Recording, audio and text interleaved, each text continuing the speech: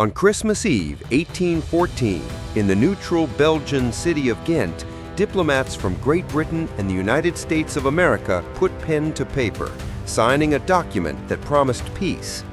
After nearly 3 years of a brutal, costly, and deeply unpopular conflict, the War of 1812 was officially over.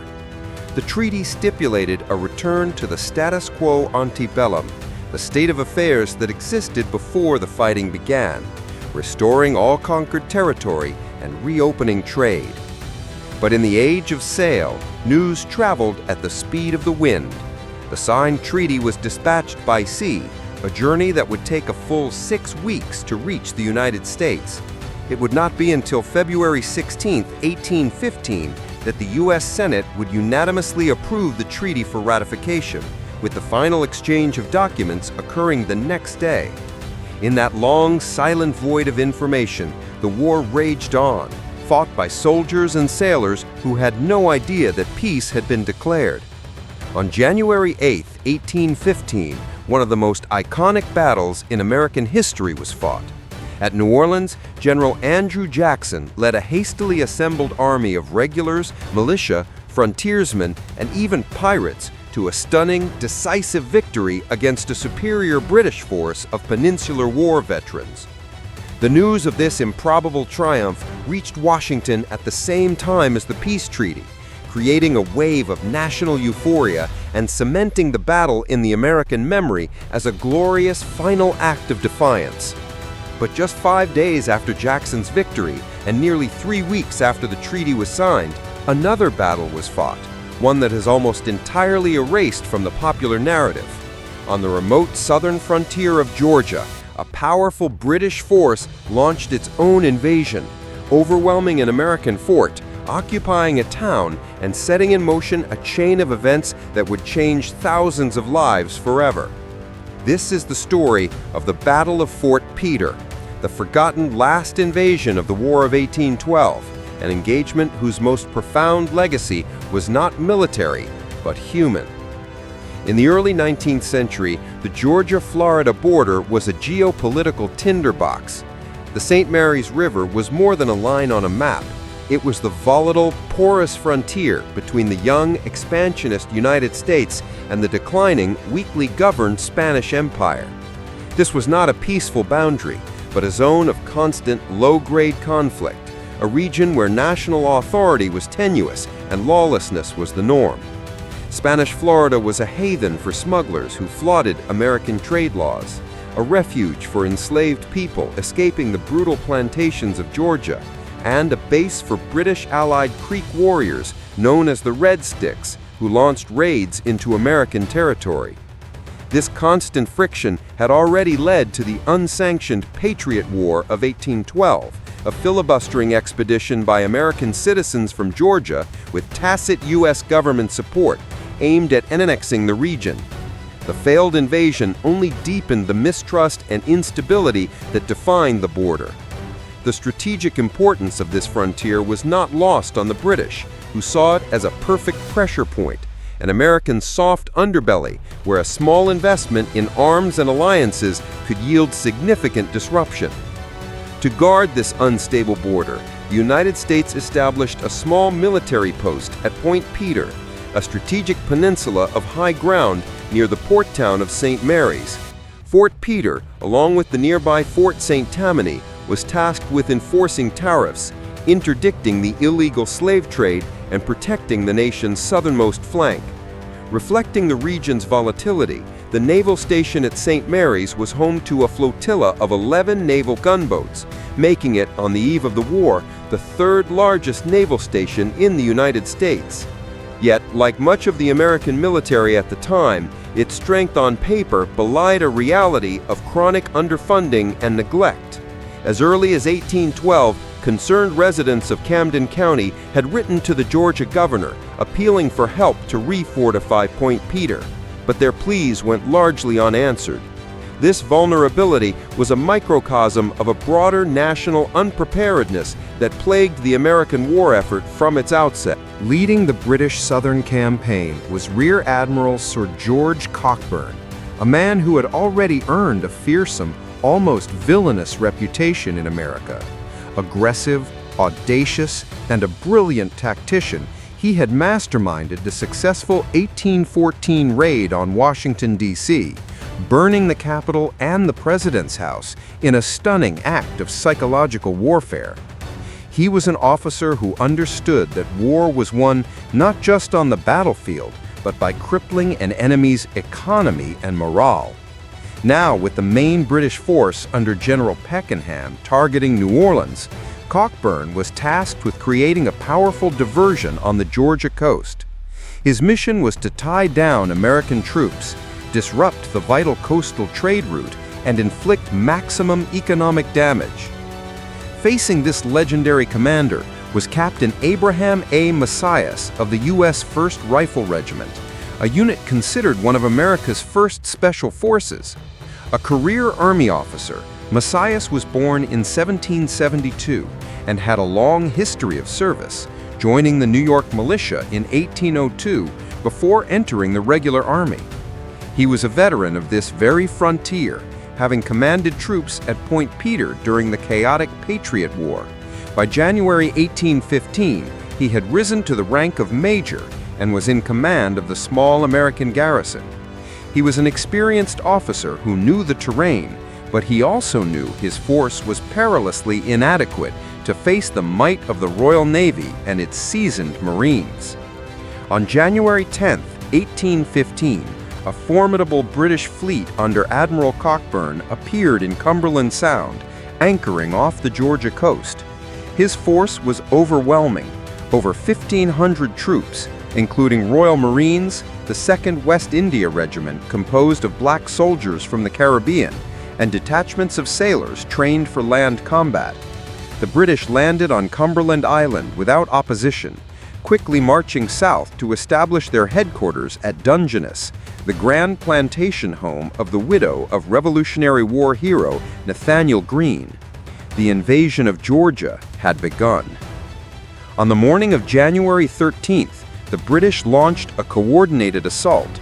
Warships bombarded the small American battery at Fort Peter from the river, while a large landing force moved to attack the fort from the land. Captain Macias, having been warned of the British approach, knew the fort was indefensible. With only a fraction of the enemy's numbers, he had already begun an organized withdrawal to save his command from annihilation. I console myself with the consciousness of having done my best for its preservation and being particularly fortunate in making good a retreat. The enemy's loss must have been considerable. The defile was covered with blood. An officer with distinction wearing epaulets was among the slain. Macias and his small force of roughly 160 men, comprised of the 43rd Infantry Regiment and his own elite 1st Rifle Regiment, fell back and formed a defensive line at a site known since as Battle Hammock. A sharp, intense skirmish ensued. The American riflemen, known for their accuracy, likely inflicted casualties, as Macias reported. But facing a force nearly 10 times their size, the Americans were inevitably outflanked and forced to retreat further inland toward the Altamaha River to avoid being cut off and captured. The battle was a decisive, if predictable, British victory. The American forces were skillfully extracted from an impossible situation, suffering only 1 killed, 4 wounded, and 9 missing. The British reported their own losses as a mere 3 killed and 5 wounded in the entire expedition. With its defenders gone, Fort Peter had fallen. With the American defenders routed, Cockburn's forces marched into the town of St. Mary's and occupied it on January 15th. While official British reports claimed that private property was respected under terms of surrender, American accounts tell a very different story, one of widespread, systematic looting and plunder. The occupation was not merely a military maneuver, it was an act of economic warfare designed to cripple the local community. We had some fun at St. Mary's and had plenty of plunder. How are you off for tables and chests of drawers, etc.? The economic blow to the small port town was devastating. One British soldier reported that his compatriots took property worth £50,000. Other American estimates placed the total value of seized goods, including cotton, jewelry, and fine china, as high as $500,000. For a community whose economy was already strained by the British naval blockade that had disrupted coastal trade for years, it was a catastrophic loss. After a week of occupation, the British withdrew to their base on Cumberland Island, burning the remaining barracks and blockhouses of Fort Peter as they left, ensuring the post could not be quickly re-established.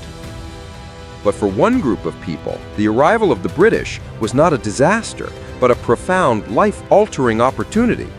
Admiral Cockburn's superior, Vice Admiral Alexander Cochrane, had issued a proclamation offering freedom to any enslaved person who reached British lines.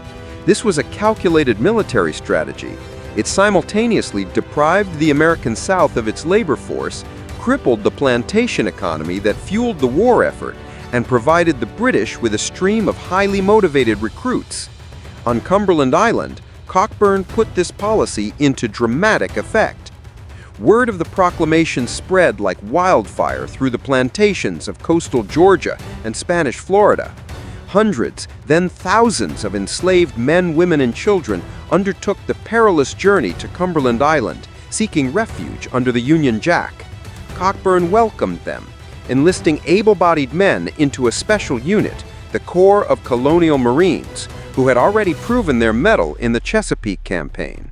In total, over 1,485 people seized their freedom on Cumberland Island, making it the largest single emancipation event in the war, and a powerful testament to the enduring human desire for liberty. The end of the war did not mean a return to slavery for these refugees. When American emissaries arrived on Cumberland Island in March 1815, waving a newspaper copy of the Treaty of Ghent and demanding the return of their property, Admiral Cockburn engaged in a masterful display of bureaucratic delay and creative legal interpretation. He argued that the treaty only applied to those still physically on the island at the moment of ratification. By the time the Americans returned with certified documents, the vast majority of the refugees were already on British ships sailing away to freedom. Evacuated first to Bermuda, these freedom seekers were then resettled in British colonies, creating new communities and new histories forged in the crucible of war. Approximately 700 of the formerly enslaved, many of whom had served as colonial marines, were settled in the British colony of Trinidad. They became known as the Americans, a local patois for Americans. The colonial government, eager to populate the undeveloped southern interior, granted each family 16 acres of land. They established 6 company villages named for their former military units and began to build new lives. They built houses, cleared the forest, and planted crops familiar from their lives in the American South: corn, rice, and sweet potatoes.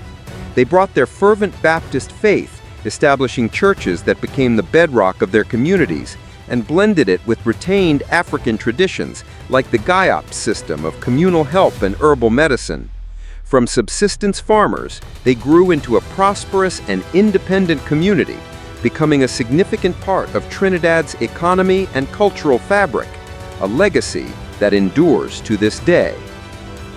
Around 2,000 other refugees, known in Canadian history as the Black Refugees of the War of 1812, were transported to Nova Scotia.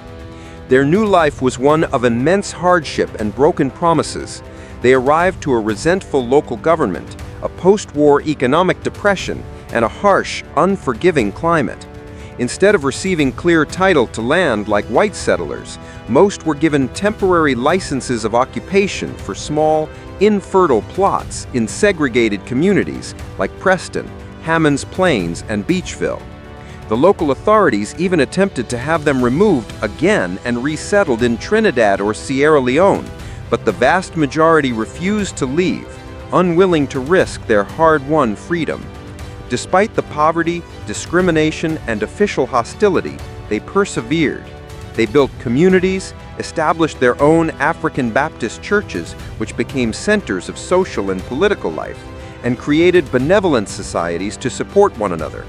They laid the foundation for many of today's historic African Nova Scotian communities, a powerful testament to their extraordinary resilience and determination to forge a future in freedom.